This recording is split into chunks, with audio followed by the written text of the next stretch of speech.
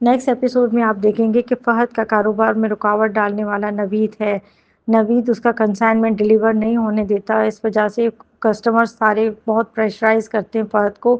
اور کھری کھوٹی سنا رہے ہوتے ہیں، تو فہد بہت پریشر میں آ جاتا ہے۔ پھر اسے پتہ چلتا ہے کہ یہ سب رکاوٹیں ڈالنے والا کوئی اور نہیں نوید ہے۔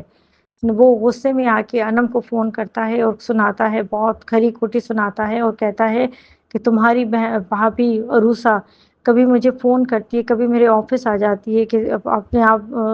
اپنی اپنا گھر تباہ نہیں کرو اور اس طرح نہیں کرو، ڈیورس نہیں دینا، تم یہ نہیں کرنا، وہ نہیں کرنا، وہ مجھے یہ سمجھاتی ہے، اور دوسری طرف تم لوگ میرا کاروبار خراب کرنے کے چکر میں لگے ہوئے ہو۔ یہ سن کے انم کو بہت غصہ آ جاتا ہے اور وہ ایک دم سے عروسہ کے پاس آتی ہے اور اسے تھپڑ مارنے لگتی ہے، تو بیچ میں اسد آ جاتا ہے۔ وہ ایک دم سے عروسہ کو بچا لیتا ہے اور کہتا ہے کہ یہ کوئی طریقہ نہیں کہ تم اپنی بھابھی کو مار رہی ہو۔ تو اس پہ انم کو غصہ آ کے وہ بتاتی ہے اسد کو کہ جو ہے یہ سب کچھ کرنے والی تمہاری بیوی ہے، وہ روز فہد کو فون کرتی ہے، اس کے آفس جاتی ہے اور مجھے ذلیل کر رہی ہے۔ یہاں پہ ہم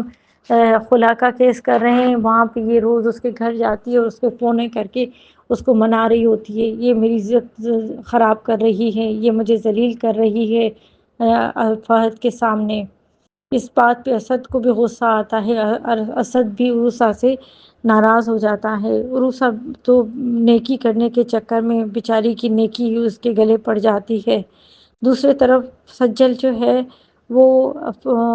عروسہ کے ایکس فیانسی کے پاس جاتی ہے اور اسے کچھ رقم دیتی ہے اور اسے کہتی ہے تم اس کے لیے باتیں بناؤ، کچھ کرو اس کے خلاف، اور وہ تو ویسے ہی بھڑکا ہوا تھا، گندا بندہ تھا ویسے ہی، اور اس نے پہلے بھی بہت ساری تہمتیں لگائی تھیں، اس پہ شک کرتا تھا عروسہ پہ، اسی لیے اس نے انگیجمنٹ توڑ دی تھی اس کی اماں نے اور عروسہ نے، اور اب تو اس کو پھر سے پیسے ملنے لگ گئے ہیں، تو اس نے کہا ٹھیک ہے میں سب کچھ کرنے کے لیے تیار ہوں، میں اب دیکھو عروسہ سے کیسے بدلہ لیتا ہوں، اپنی جو میری عزت خراب ہوئی تھی اس کا بھی بدلہ لوں گا میں۔ اب وہ اس کے پیچھے پڑ جاتا ہے اور پھر نوشین اب پھر سوچنے لگتی ہے کہ اب میں کیا کروں، اس کا بیٹا اس سے الگ ہو جاتا ہے، اس کی سجل بیٹی وہ اپنی چالاکیوں میں اب فلیٹ بھی اپنے نام کر لیتی ہے، گاڑیاں لے لیتی ہے، سب کچھ وہ الگ ہو جاتی ہے۔ اب نوشین پھر سے جو ہے پھر اسما کے پیچھے پڑ جاتی ہے کہ اسما سے میں بدلہ لوں گی۔ وہ ہمیشہ صرف نیگیٹو ہی رہتی ہے، اور نیگیٹو دیکھیے گا آگے ہوتا ہے کیا،